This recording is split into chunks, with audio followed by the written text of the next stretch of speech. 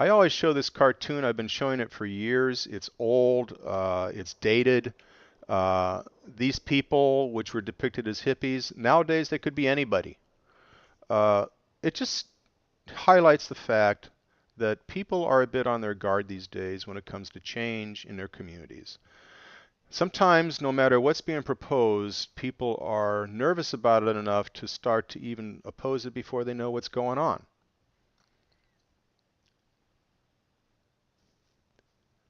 If you're taking this course, there's a good chance that you're an agent for change or you're training to be one. You're going to be bringing change to your community, your organization, your company.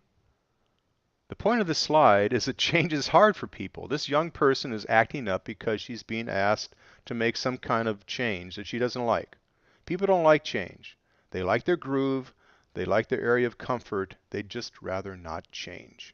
And as we get older, sometimes people express their discontent in different ways. Hopefully not like this, like The Simpsons, but nonetheless, regardless of the age, most people just don't like change.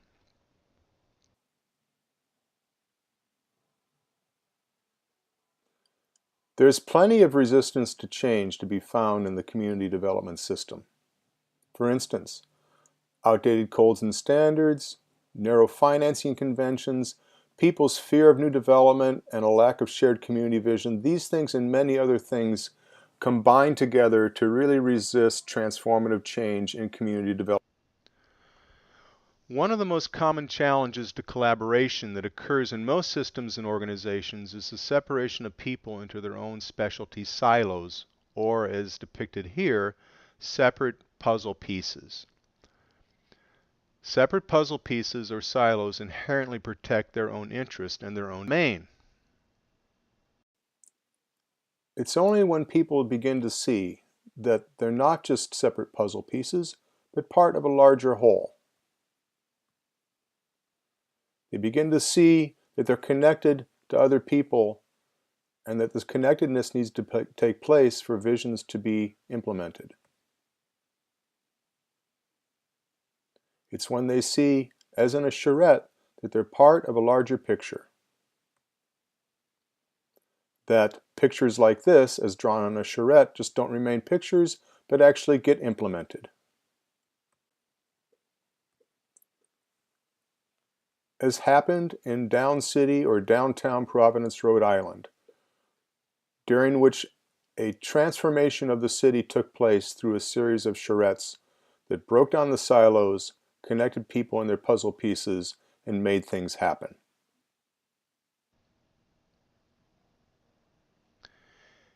The NCI charrette system puts into effect a dynamic that we call collaboration by design.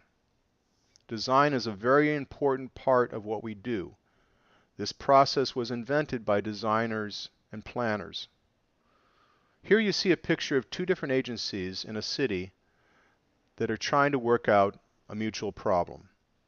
The very act of focusing on a design drawing as a negotiation tool is the core of our process. Working on over drawings, working in that way, is a very powerful dynamic that can change people's positions and get people to work together. Here are a few benefits of the NCI charrette system. Gaining support, focused on feasibility, saving time and money, reducing rework, resulting in excellent design. The result does not have to be the lowest common denominator because the best plans are made by many hands.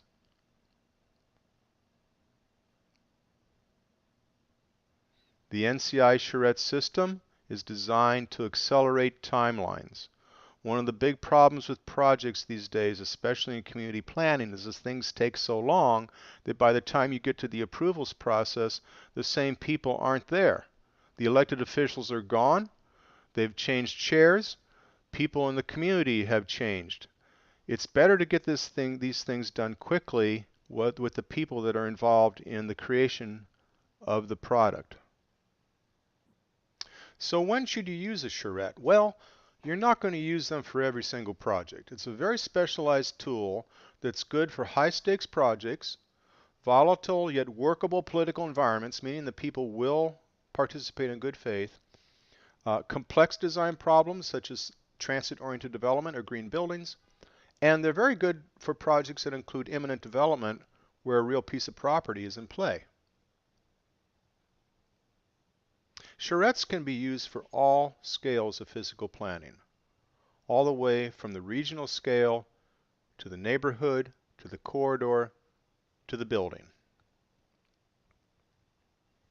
They are also applicable for public policy work, such as school planning, zoning codes, and community health projects.